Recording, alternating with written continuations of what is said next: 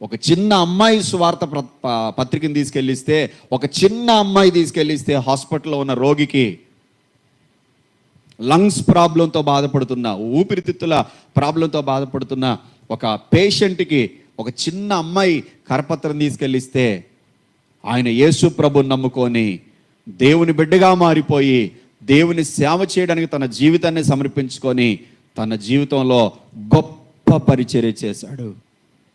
గొప్ప పరిచర్య చేశాడు దక్షిణ కొరియా దైవజనుడు పాల్ యాంగిచో గారు.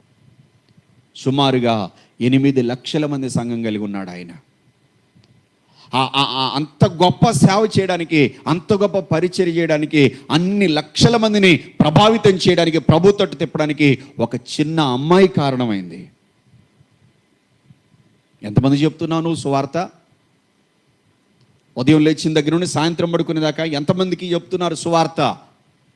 ఈ పాటికి మీరు రక్షించబడిన కాలం నుండి ఈ కాలం వరకు, ఈ రోజు వరకు మీరు ఈ పాటికి ప్రతి ఒక్కరు కూడా ఒక 10 మందికి, ఒక 20 మందికి సువార్త ప్రకటించి భారం కలిగి వారిని మందిరాన్ని తీసుకొని వస్తే ఈ మందిరాన్ని పడగొట్టి ఎప్పుడో పెద్ద మందిరం కట్టేవారు.